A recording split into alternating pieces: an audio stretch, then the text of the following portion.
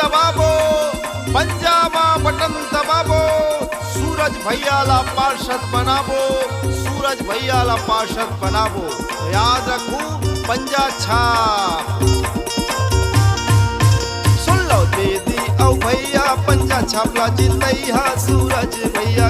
Shivaji ward के प्रत्याशी सरल मृदुभाषी सूरज भैया है। सुन लो दीदी औ भैया पंजा छापला जीतैहा सूरज भैया के। शिवाजी वार्ड के प्रत्याशी सरल मृदुभाषी सूरज भैया है। संगी जुर मिल के करिहा मतदान, हाँ करिहा मतदान पंजा के छाप मां। संगी जुर मिल के करिहा मतदान, हाँ करिहा मतदान पंजा के छाप मां। सुन लो दे औ भैया पंजा छापला जीतैहा सूरज भैया के। शिवाजी वार्ड के प्रत्याशी सरल मृदुभाषी सूरज भैया है।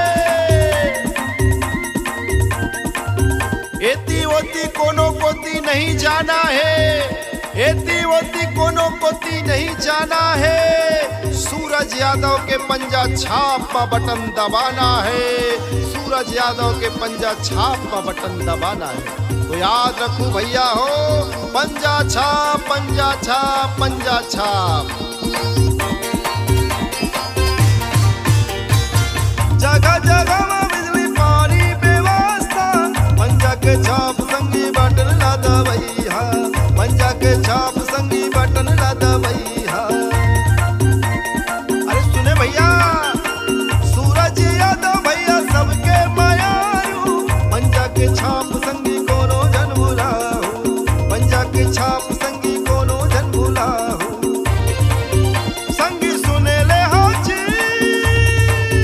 पंजा छाप को निशान, सूरज यादव है नाम संगी करी हो मतदान। सुन लो दे औ भैया पंजा छापला जीतैहा सूरज भैया के। शिवाजी वार्ड के प्रत्याशी सरल मृदुभाषी सूरज भैया है। सुन लो दे औ भैया पंजा छापला जीतैहा सूरज भैया के। शिवाजी वार्ड के प्रत्याशी सरल मृदुभाषी सूरज भैया है। मुंगेली नगर पालिका अध्यक्ष पद हेतु रोहित शुक्ला एवं शिवाजी वार्ड से शिक्षित अनुभवी मिलनसार लोकप्रिय पार्षद प्रत्याशी सूरज यादव को पंजा छाप के बटन दबाकर प्रचंड मतों से विजयी बनाए। तो याद रखें पंजा छाप, पंजा छाप, पंजा छाप। सबके पूछैया सुख दुख के जनैया, पंजा के छाप संग जुर मिल जीतैहा, पंजा के छाप संग जुर मिल जीतैहा। छन भुलाहू सूरज भैया ला जिताना, शिवाजी वार्ड के पार्षद बनाना, शिवाजी वार्ड के पार्षद बनाना।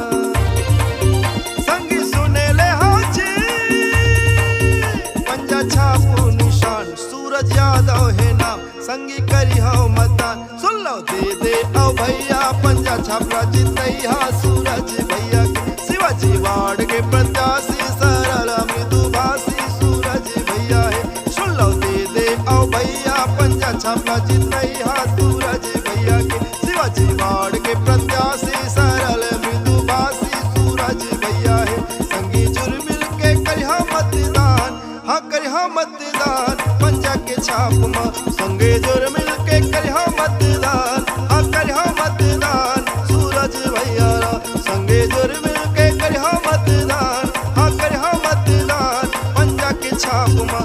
संगी जुर मिल के करिहा मतदान, हाँ